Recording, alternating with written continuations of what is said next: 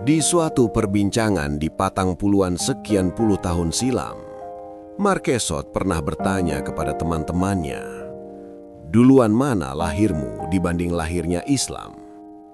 Itu dialog untuk membabar pernyataan, "Karena aku Islamis maka aku nasionalis, karena aku nasionalis maka aku Islamis." Duluan Islam, Jawab Saprun ketika itu. Penjelasannya, Islam lahir di abad 78 Masehi. Saya di abad 20. Suhat membantah. Gak bisa dong. Kalau Islam baru ada di abad 7 Masehi, yang maksudmu tentu bersamaan dengan datangnya Kanjeng Nabi Muhammad sebagai Rasul Pamungkas, berarti ribuan nabi dan puluhan rasul sebelum beliau bukan muslimin.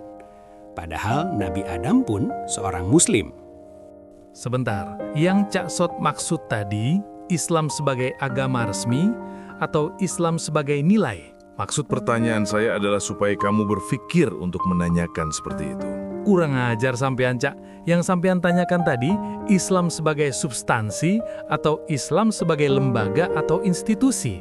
Wion, seorang aktivis organisasi mahasiswa teman Suhat, menyela. Loh, Islam sama sekali bukan lembaga dan tidak pernah merupakan institusi.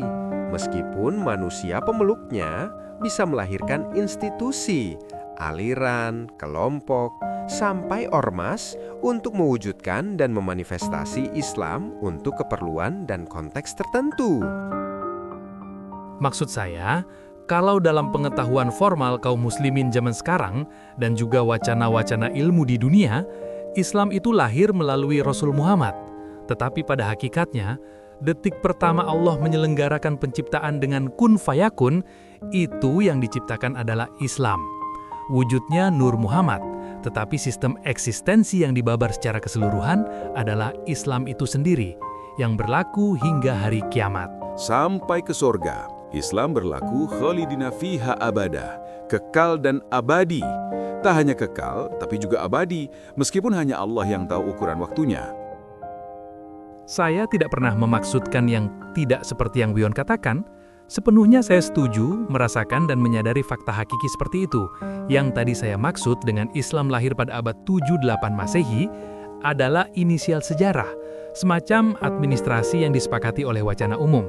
Tetapi apapun faktanya, jelas bahwa Islam lebih dulu lahir dibanding kelahiran saya.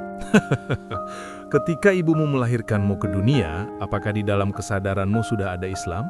Terserah kesadaran pada tingkat yang mana, kesadaran naluri, rasa, atau akal. Belum, Cak. Bayi belum menyadari apa-apa. Apakah kucing yang lewat dan kamu elus bulunya itu tahu atau sadar bahwa ia sedang dielus olehmu? Tidak. Kalau ibumu mengelus punggungmu ketika bayi, apakah kamu tahu dan sadar bahwa ibumu sedang mengelusmu? Tidak, tetapi saya mengalaminya, dan itu tergores dalam memori dalam kepala dan dada saya. Meskipun kelak sesudah dewasa, saya baru bisa merumuskan kesadarannya. Apakah sesuatu pernah ada pada dirimu kalau kamu tidak menyadarinya? Tidak, Islam sudah ada jauh sebelum kamu ada.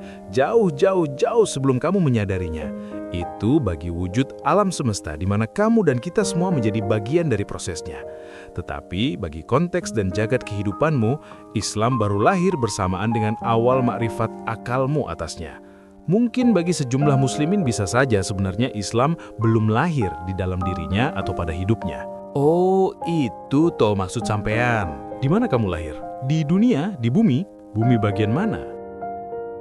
Indonesia. Bisakah kamu menolak atau membantah kelahiranmu di bumi? Tidak. Menjadi manusia Indonesia itu pilihanmu ataukah inisiatif Allah? Ketentuan syariat Allah. Kalau dikategorikan menurut matriks 5 rukun iman dan Islam, apa hukumnya? Wajib. Sebagaimana ayam wajib menjadi ayam? Iya, sebagaimana burung haram menjadi ikan. Jadi apa hukum nasionalisme? Wajib. Kenapa? Karena syariat Allah atas manusia adalah menjadi khalifah di bumi. Dan karena kehidupan adalah penataan dan keberbagian, maka tidak mungkin semua manusia mengurusi seluruh bumi. Diperlukan pembagian kerja dan pembagian wilayah. Setiap manusia adalah khalifah di petak bumi kelahirannya masing-masing. Jadi, bisa kamu temukan alur konteks antara syariat Allah, nilai Islam dengan nasionalisme? Sangat jelas. Jadi, apakah masuk akal kalimat karena aku Islamis, maka aku nasionalis?